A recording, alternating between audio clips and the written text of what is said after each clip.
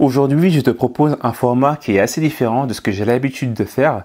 Il s'agit d'une interview d'une personne qui m'inspire beaucoup et qui, je pense, pourra également t'inspirer dans ta quête pour manger plus sain, pour manger mieux et donc pour perdre du poids. Pour ceux qui ne me connaissent pas, moi c'est Mams, je suis coach et je veux t'aider à perdre du poids sans que tu en reprennes et sans effet yo-yo. Alors aujourd'hui j'ai le plaisir d'être accueilli par Marie qui est la fondatrice et la gérante de Club Dinette. Club Dinette qui est une cantine que je qualifierais d'éco-responsable. Pourquoi cette interview? Tout simplement parce que, voilà, comme vous le savez, je suis souvent en déplacement professionnel et à chaque fois je galère pour trouver des endroits où je puisse manger sainement, avec des bons produits. Et donc il y a 2 ans j'ai découvert cet endroit et moi ce qui m'a beaucoup frappé et ce que j'ai vraiment beaucoup aimé, c'est la qualité des produits que j'ai trouvé vraiment super. La philosophie de l'endroit aussi qui est différente de ce qu'on a l'habitude de voir, et aussi l'ambiance générale et l'équipe, parce qu'une équipe super sympa. Et voilà, c'est pour toutes ces raisons que j'ai envie de vous faire découvrir cet endroit. Avant de poursuivre, tu as 2 choses à faire. La première, c'est de t'abonner à cette chaîne et active bien les notifications pour être sûr de recevoir toutes mes vidéos, des vidéos de très bon contenu sur la perte de poids sans régime et sans effet yo-yo. Deuxième chose, va dans la barre de description et télécharge gratuitement le quiz que j'ai créé qui s'appelle le révélateur. Il va te permettre de faire le point par rapport à la gestion de ton poids, histoire que tu saches où tu en es réellement. Et crois-moi, tu risques d'être surpris des résultats. Et pour ceux qui veulent se lancer et passer à l'action et donc d'avoir des résultats, va également dans la barre de description, clique sur le lien pour accéder à mes séances de coaching personnalisées, à mes formations, à mes e-books, à mes programmes qui sont prêts à l'emploi et que tu peux commencer dès aujourd'hui pour passer à un autre niveau. Voilà, ceci étant dit, on va commencer l'interview avec Marie ici présente. Salut Marie, comment ça va aujourd'hui? Ça va très très bien, merci. Ok, nickel. Merci déjà pour ton accueil. Moi, comme je l'ai dit, ça me tenait vraiment à cœur de faire cette interview pour les raisons que j'ai évoquées un petit peu plus tôt. Donc là, l'idée, c'est d'échanger, de discuter un petit peu de toi, de ton affaire, de tes projets aussi à court et à moyen long terme. Est-ce que tu peux te présenter? Ok, je vais essayer de faire ça rapidement. Donc du coup, je m'appelle Marie, j'ai 34 ans. On a ouvert le Club Dinette il y a 3 ans.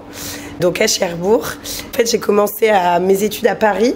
J'ai fait des études pour travailler dans la mode à la base et dans le commerce. Donc j'ai commencé ma jeune carrière à Paris pour travailler dans des maisons de couture où je faisais du management, du recrutement, de la gestion commerciale de boutique. Et en fait, très vite, je me suis rendu compte que j'avais besoin d'être ma propre patronne et que j'avais plein d'idées, plein de projets dans ma tête. Et que voilà, ces expériences de travailler pour quelqu'un, ça m'avait appris beaucoup de choses, mais qu'il fallait que je me lance et que je fasse quelque chose par moi-même. Donc moi, j'ai été élevée par un chef cuisinier. Donc j'avais déjà le monde de la restauration, le monde des cafés, des bars, des bistrots dans ma tête depuis très longtemps.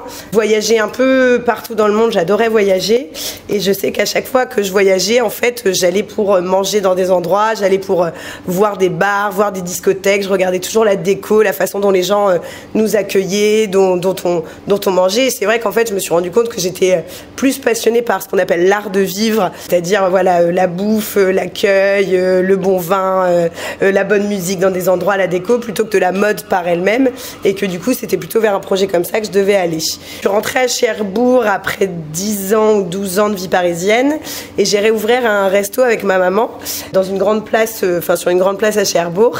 Mais très vite, mes convictions écologiques qui étaient de plus en plus fortes ont fait que, en fait, aller au supermarché pour faire des courses et donner à manger des produits qui n'étaient pas forcément de saison, pas forcément biologiques, ça commençait à être compliqué pour moi.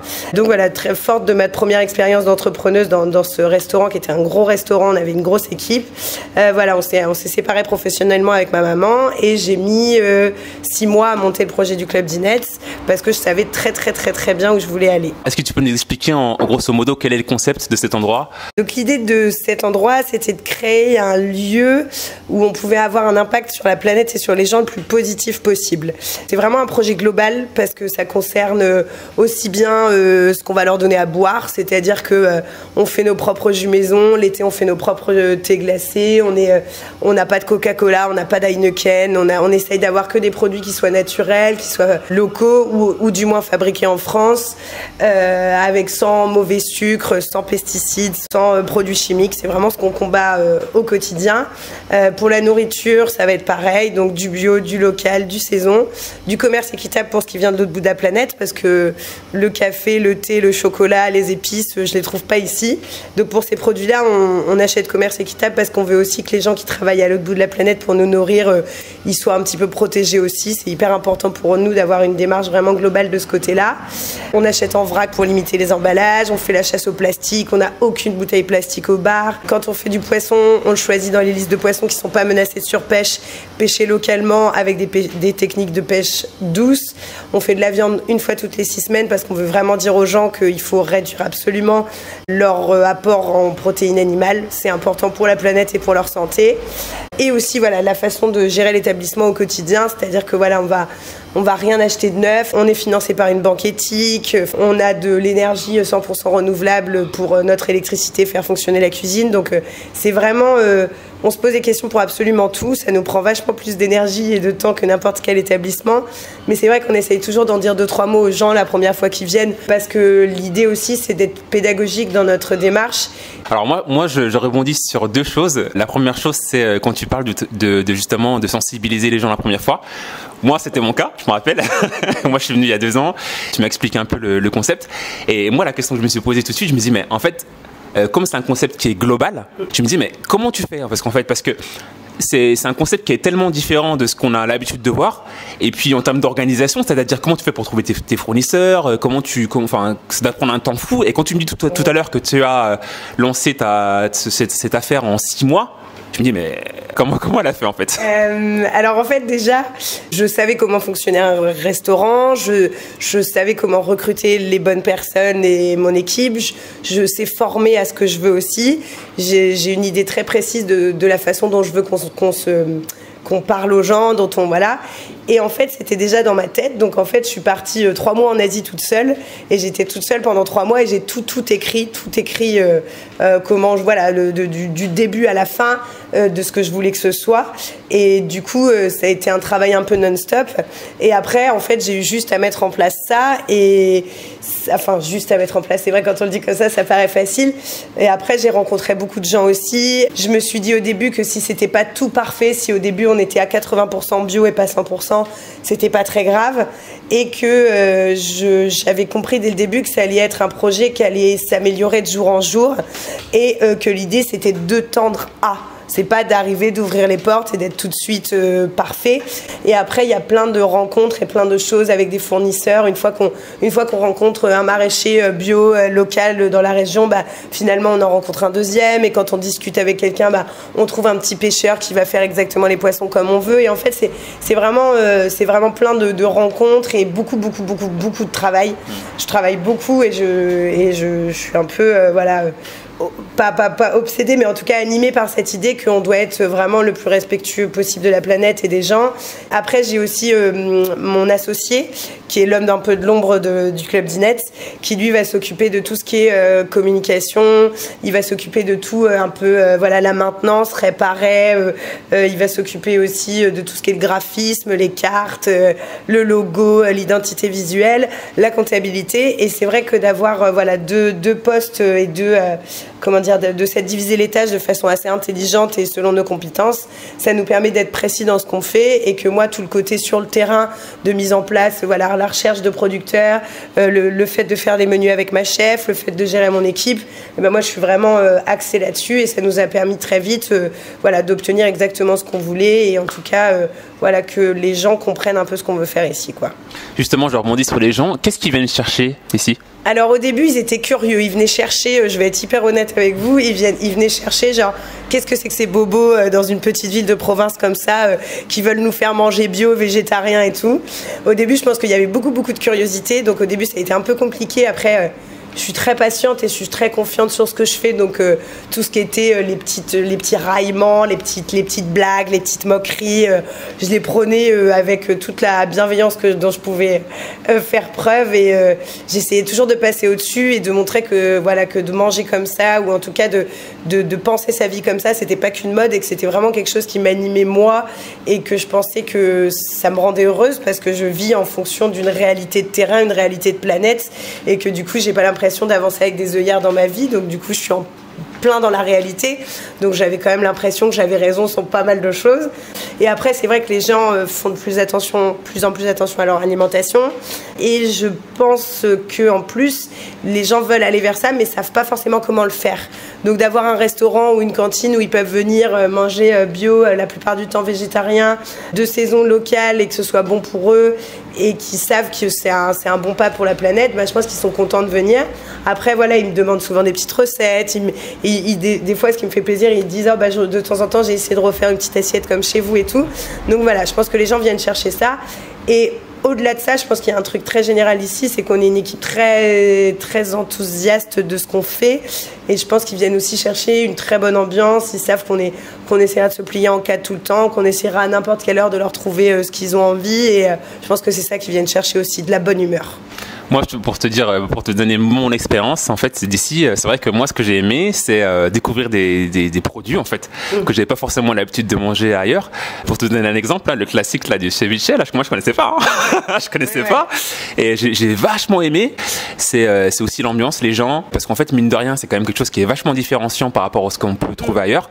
Et en fait, c'est un tout, quoi. Du coup, ma question suivante, c'est en termes d'inspiration, justement. Alors, tu as parlé tout à l'heure de tous les voyages que tu as pu effectuer dans le passé. Au niveau de la nourriture, même du reste, quelles sont des sources d'inspiration? Alors, je pense qu'il y a deux villes qui m'ont beaucoup inspirée. J'ai passé pas mal de temps à Berlin et à New York, et je sais que c'est un peu les villes qui ont été un peu pionnières dans l'émergence de cafés, alors plus de cafés de journée qui faisaient de la nourriture assez saine, où il y avait toujours des bons trucs à boire, où il y avait toujours des jus maison, des choses comme ça, où il y avait toujours des gens qui venaient se poser pour bosser, qui venaient se poser pour manger, il y avait toujours un peu des petits canapes, des choses comme ça. Donc ça, j'ai toujours, ces deux villes qui m'ont vraiment beaucoup inspirée. L'Asie aussi, dans la nourriture très fraîche, dans l'utilisation beaucoup de nourriture crue, des épices, de mélange de saveurs. Ça c'est une nourriture qui me plaît beaucoup. Les livres de cuisine, je dois en avoir une cinquantaine. Je suis assez à l'ancienne là-dessus. J'adore parcourir les livres de cuisine, les revues de cuisine. Et comme je suis pas cuisinière moi-même, mais que je sais exactement ce que je veux pour mes clients, je prépare les menus avec ma chef, et c'est vraiment, je lui propose des choses, elle me propose des choses, et on arrive à une trame de menu pour la semaine. Et c'est vrai que c'est beaucoup les livres de cuisine. Il y a vraiment des spécialistes de cuisine végétarienne, de cuisine responsable, et c'est une source d'inspiration sans fin. C'est assez génial. Et beaucoup de livres aussi sur pas du jardinage, mais du livre sur vraiment le maraîchage biologique, comment il faut choisir ses légumes, où est-ce qu'il faut aller pour trouver les meilleurs. C'est vraiment plutôt de la littérature autour de toute cette cuisine qui m'inspire à fond. Okay. En tout cas, moi, je tenais à dire que j'adore cet endroit. C'est pour ça que j'essaie toujours de venir chaque fois que je suis dans le coin. Et je suis pas le seul apparemment, parce que j'ai fait mes petites recherches sur le net avant, et je me suis rendu compte qu'en fait que l'endroit est vraiment super apprécié.